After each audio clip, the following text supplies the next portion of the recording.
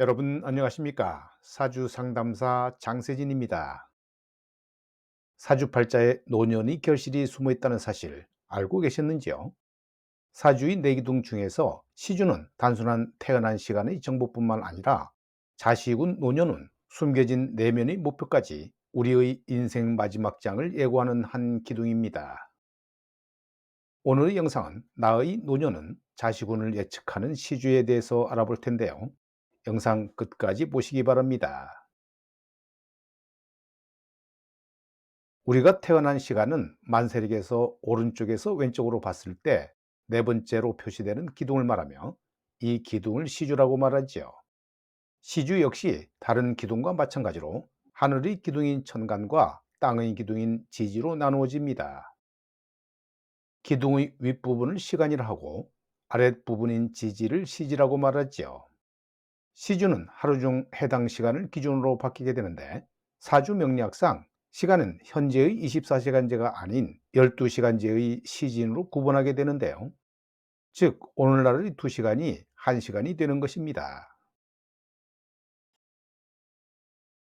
시주가 말하는 핵심 내용을 살펴봅니다. 시주는 태어난 시간을 기준으로 표시되기 때문에 하루 중 시간의 특성이 가장 강하게 나타나는 기둥으로 사주 통변에서 매우 중요한 분석 기준이 되지요. 특히 태어난 월의 월주와 상호 비교하는 것이 중요한데요. 이는 태어난 달이 총체적인 계절의 기운을 가지고 있어 계절에 따른 일조 시간의 변화와 온습도 차이가 현저하기 때문입니다. 즉, 겨울의 아침 7시와 봄이나 여름의 아침 7시는 다 같은 묘시라도 기온의 차이가 심하고 그에 따른 만물의 행동과 활동에 지대한 영향을 미치게 되는데요. 이러한 점을 통변할 때 유의해서 볼 필요가 있습니다. 사주는 연주, 월주, 일주, 시주로 구분해서 나누게 되며 이를 다시 근묘화실로 표현하게 되지요. 그리고 이렇게 구분하면 시주는 마지막 실에 해당하는 것으로 사주팔자에서 가장 중요한 노년기 인생의 결과를 나타냅니다. 이것은 사람이 태어나서 죽을 때까지 인생의 각 단계별 과정을 나타내는 것으로, 연주에 해당하는 인생의 시기를 유아기 및 소년기, 월은 청년기, 일은 중년기, 시는 노년기로 구분하기 때문입니다. 그리고 이러한 시기별로 운을 형성하여 초년운은 연주로, 청년운은 월주로, 중년운은 일주로, 노년운은 시주로 통변하게 되죠. 따라서 노년운을 보려면 시주를 정확히 분석하면 됩니다. 즉 이것은 나무가 뿌리를 내리는 유아기와 청소년기를 거쳐 새싹이 돋아서 자라나는 청년기, 꽃을 피우는 중년기, 그리고 마지막 단계인 열매를 맺는 노년기로 구분해서 통변하는 것을 말합니다. 자식궁은 말 그대로 자녀들의 삶을 표현하는 것이며, 이러한 사주가 일주와 어떤 관련을 맺고 어떤 영향을 끼치느냐에 따라 자식과 본인의 관계가 드러나게 되지요.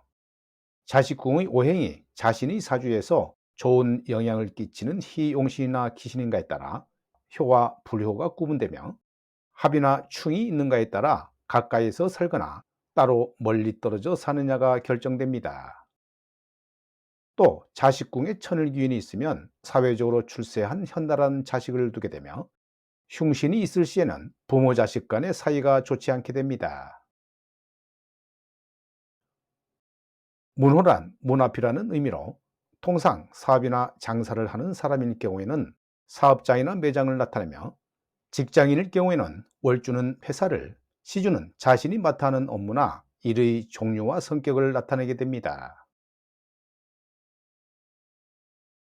시주는 한 사람의 내면에 잠재되어 있는 가장 최종적인 목표나 목적을 나타내기 때문에 절대로 남에게 그 공간을 드러내지 않으려는 속성이 있지요. 다시 말해 최종적인 인생의 목표를 표시하며, 이것은 타인에게 절대로 드러내고 싶지 않은 부분을 말합니다. 연주는 머리나 어깨 등 신체의 상부나 팔 등을, 월주는 신체의 중심이 되는 몸통을 나타내며, 일주는 오장육부나 중간 부분을, 시주는 밖으로 드러나는 팔다리나 신체의 하부, 발 등을 상징합니다. 따라서 자신의 각 기둥별 충격에 따라 신체의 발달이나 상처 등을 파악할 수 있습니다.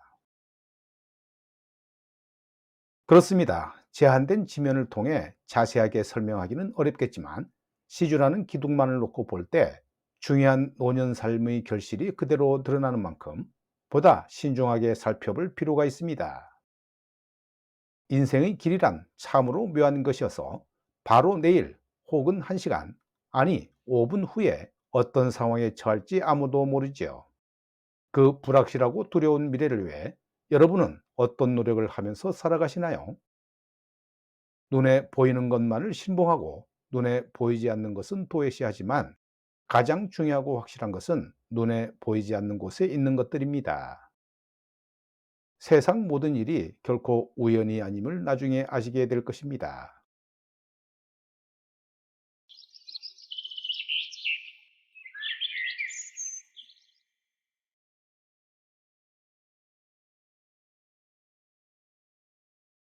이 명조는 추월에 태어난 을밀주 여명인데요.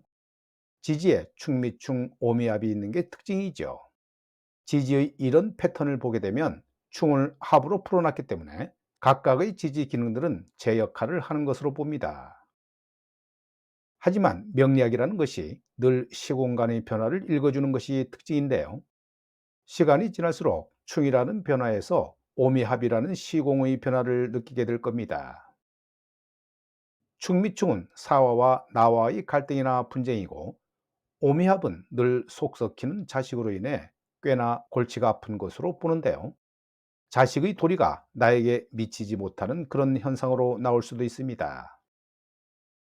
천간의 임계수 정편인이 하는 일은 계수 편인은 월간 비견을 생하고, 임수 정인은 일간을 생하는 구조가 돼서 내 것도 남의 것처럼 내 것을 남에게 넘겨줘야 하는 상황, 또는 한 남자의 사랑을 비견에게 넘겨줘야 하는 아픔이 도사리고 있다고도 봅니다.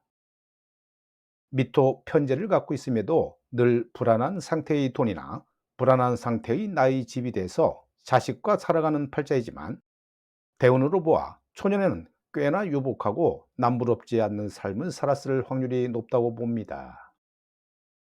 비견 을목을 제압할 관이 투하지 않아 재물을 지키는 힘이 떨어지지요. 지지의 충미충이나 미토 재성의 역할로 보아 돈으로 인한 상당한 고달픔, 돈이 있어도 쓰지 못하는 불행이 있을 수 있는데요. 지지의 오미압은 오와 식신이 더 영향을 미치고 있으므로 자식과의 인연이 약하게 나타나고, 자식이 있더라도 제 역할을 다할 수 있을지 의문입니다. 오늘 영상은 여기까지입니다. 여러분 대단히 감사합니다.